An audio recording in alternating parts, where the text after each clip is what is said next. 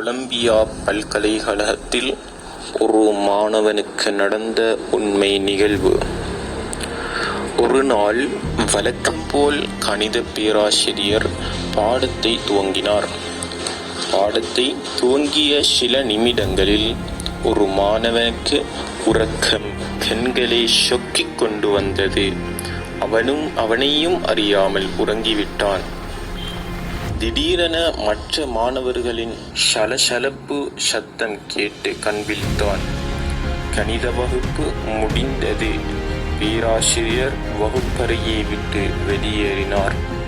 உறங்கியதை நினைத்து வெட்கப்பட்டு கரும்பலகையை பார்த்தான்.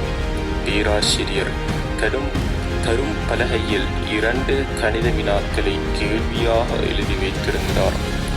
அவனுக்கு புரிந்தது. ஆசிரியர் அசைன்மெண்ட் கொடுத்திருக்கிறார் என்று. உடனே நோட்டில் 2 வினாக்களையும் எழுதிக்கொண்டு வீட்டுக்கு புறப்பட்டான். மீண்டும் 2 நாட்கள் கழித்துதான் கணித வகுப்பு வரும். அதற்குள் விடை எழுதி விடலாம் என நினைத்து வீட்டில் உட்கார்ந்து கணக்கிற்கு விடை எழுதி பார்த்தான். ஆனால் விடை வரவில்லை. வகுப்பறையில் பாடத்தை கவனிக்காமல் போனது எவ்வளவு பெரிய முட்டாள்தனம் என்பதை எண்ணி தன்னை தானே நொந்து கொண்டான். யாரிடம் விடை கேட்பது என்று அவனுக்கு புரியவில்லை.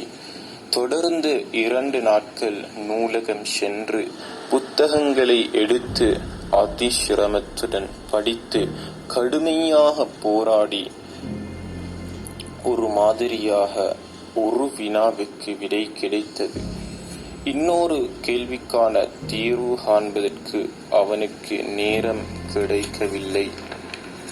மற்றொரு கேள்விக்கான பதில் எழுதாமல் போனதற்கு கடுமையாக திட்டு கிடைக்குமென நினைத்து கொண்டு 2 நாட்கள் கழித்து வகுப்பறையில் உட்கார்ந்து இருந்தான். கணித பேராசிரியர் வகுப்புக்கு வந்தார். பாடங்களை நடாத்தினார். வகுப்பு முடிந்தது. வெளியே வகுப்பாசிரியர் கிளம்ப தயாரானார். அவனுக்கு ஆச்சரியமாக இருந்தது. அசைன்மெண்ட் கொடுத்ததையே பேராசிரியர் மறந்துவிட்டாரோ என்று அவன் எண்ணி எழுந்து பேராசிரியரிடம் சொன்னான். சார், நீங்க அசைன்மெண்ட் கொடுத்த 2 வினாக்களில் ஒன்று விடை எழுதிவிட்டேன். மற்றொன்றுக்கு விடை எழுத நேரம் கிடைக்கவில்லை. எனக்கு இன்னும் 2 நாட்கள் கூடுதல் அவகாசம் கொடுத்தால் அதற்கான விடை எழுதி விடுவேன். பேராசிரியர் அதிர்ச்சியாய் அவரிடம் பதில் சொன்னார். என்ன சொல்ற நீ? நான் அசைன்மெண்ட் ஒன்றும் கொடுக்கவில்லையே. அந்த 2 வினாக்களில் ஒன்றுக்கு விடை எழுதிவிட்டாய் என்று வேறு சொல்றாய். எனக்கு ஒன்றும் புரியவில்லை. அந்த விடைத்தாளை காட்டு பார்ப்போம் என்றார். மாணவன் காட்டினான். படித்து பார்த்து பேராசிரியர் அதிர்ந்து போனார். இதற்கு விடை எப்படி கண்டுபிடிச்ச? அந்த மாணவன் உண்மையை சொல்ல தயாரானான். சார், நீங்க பாடம் எடுத்தபோது என்னையும் அறியாமல் தூங்கிவிட்டேன். மற்ற மாணவர்களிடம் இந்த வினாக்களுக்கு விடை கேட்பதற்கும் நீங்கள் வகுப்பறையில் என்ன பாடம் நடத்தினீர்கள் என்று கேட்பதற்கும் நேரம் கிடைக்கவில்லை. அதனால் முயற்சி செய்து பல புத்தகங்களை தேடி படித்து விடை எழுதினேன். பேராசிரியர் அவனை கட்டி பிடித்து ஆனந்த கூத்தாடி சொன்னார்.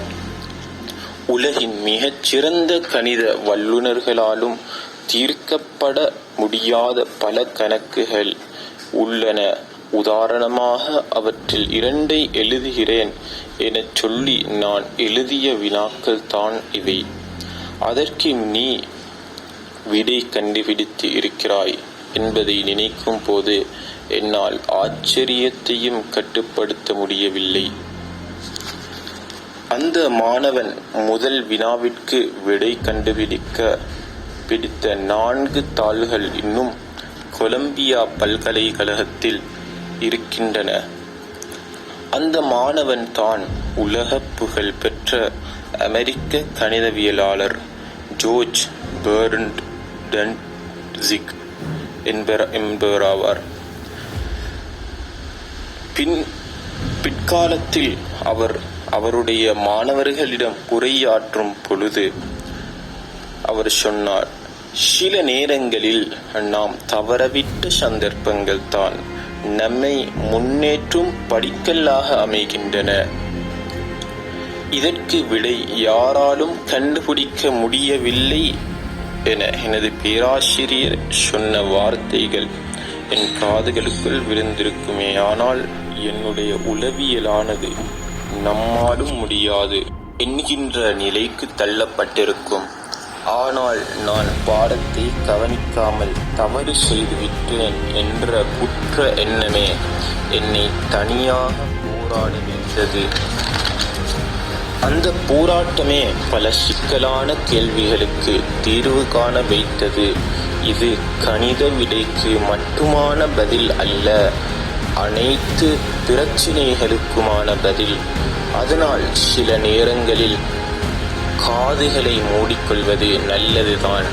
மற்றவர்களின் விமர்சனங்களை கண்டுகொள்ளாமல் இருப்பதும் நல்லதுதான். மற்றவர்களின் எண்ணங்களையும் முடிவுகளையும் நமக்குள் ஏற்றுக்கொள்ளாமல் இருப்பதும் நல்லதுதான். ஒரு சந்தர்ப்பத்தை நீங்கள் தவறவிட்டால் மறு சந்தர்ப்பத்தை நீங்களே உருவாக்கி கொள்ள வேண்டும். அப்படி உருவாக்கி நீங்கள் அதில் உங்கள் உழைப்பையும் செலுத்திவிட்டால் உலகத்தில் விடை காண முடியாத வினாக்களுக்கு விடை காணும் ஒவ்வொரு நேரத்திலும் நீங்களும் ஜார்ஜ் பெர்னார்ட் டான்சிக் தான். இதன் மூலம் நாம் படித்துக் கொள்ள வேண்டிய வாழ்க்கை படிப்பினைகள் பல இருக்கின்றன. நாம் எப்பொழுதும் ஒரு சந்தர்ப்பம் நம்மை விட்டு சென்றால் அல்லது சில சந்தர்ப்பங்களை தவறவிட்டால் அதை அப்படியே தவறவிடுவது சிறந்ததல்ல. அதை மீள பெற்றுக் கொள்வதற்கான வழிகளை ஆராய வேண்டும். இது எமது வாழ்க்கையை மாற்றும் ஒரு கருவியாக இருக்கும். உலகில் மனிதர்கள் இல்லாமல் ஒரு தனி மனிதன் உலகில் வாழ்வானேயானால் அவன் எல்லாவற்றையும் சாதித்துக் கொண்டிருப்பான். ஏன், இப்போது மனிதர்கள் கைவிட்ட விடயங்களை கூட அவன் தனியாக செய்து முடித்திருப்பான். ஏனென்றால் மனிதர்கள் இருக்கும் போது ஒரு கடினமான விடயத்தை, யாராலும் கண்டுபிடிக்க முடியாத ஒரு விடயத்தை நாம் செய்யும் போது உன்னால் முடியாது, இதுவரை யாரும் இதை கண்டுபிடித்ததில்லை, இதை செய்ததில்லை போன்ற பல கருத்துகளினால் எமது உளவியல் பாதிக்கப்பட்டுவிடும். அதற்கு பின்னால் என்னாலும் முடியாது, உலகில் பல தலைவர்களால் முடியாதது எனக்கும் முடியாது என்ற எண்ணம் நமக்கு தோன்றும். நமது காதுகளில் விடாமல் இருப்பதற்கு நமக்கு சிறந்ததாகும். அதனால்தான் சில வேளைகளில் சில சொற்கள் நமது காதுகளில் விழாமல் இருப்பது நமக்கு சிறந்ததாகும். ஒரு சாதனையை புரிவதற்கு உளவியல் மிக முக்கிய பங்கு வகிக்கிறது. நாம் உளவியலை நமக்கு ஷார்ப்பாக தைரியத்துடன் வைத்திருந்தால் எம்மை யாராலும் வெல்ல முடியாது. ஒரு மனிதன் புனிதனாக மாற்றக்கூடியதும் ஒரு மனிதனை அறிவெளியாக மாற்றக்கூடியதும் சில நேரங்களில் நாம் விடும் தவறுகள்தான். அத்தவறை எண்ணாமல் அத்தவறுக்கான தீர்வை காணும் போது அவன் கண்டுபிடிப்பாளனாக மாறுகின்றான். அத்தவறை எண்ணி அத்தவறை தொடர்ந்து செய்யும் போது அவன் அறிவிலியாக மாறுகின்றான். நாம் எதிர்பார்த்த சில விடயங்கள் நம் வாழ்க்கையில் தவறவிட்டிருக்கிறோம். ஆனால் அது எம்மை தவறவிட்டு போனதுதான் என் உயர்ந்த இடத்திற்கு படிக்கல்லாக அமைந்திருக்கும். நன்றாக நினைவில் வைத்துக் கொள்ளுங்கள். ஒவ்வொரு மனிதனும் விஞ்ஞானியாக போவதும் அஞ்ஞானியாக போவதும் காலத்தின் கைகளில் இல்லை, உங்கள் ஞானத்தின் கைகளிலே இருக்கிறது. நன்றி. இவ்வாறான பல படிப்பினையான விடயங்களுக்கு, மோட்டிவேஷனான விடயங்களுக்கு இப்போதே கிளைம் வித் மீ என்ற யூடியூப் சேனலை சப்ஸ்கிரைப் செய்து உங்களுடைய ஆதரவை எமக்கு தாருங்கள். நன்றி. இவ்வாறான விடயங்களை அடுத்தடுத்த வீடியோக்களில் நாம் உங்களுக்கு தர எதிர்பார்த்துள்ளோம். உங்களுடைய கருத்துக்களை கமெண்டில் பதிவிடுங்கள். லைக் செய்து ஷேர் பண்ணுங்கள். இந்த வீடியோக்கு சப்ஸ்கிரைப் செய்து உங்களுடைய ஆதரவையும் தாருங்கள்.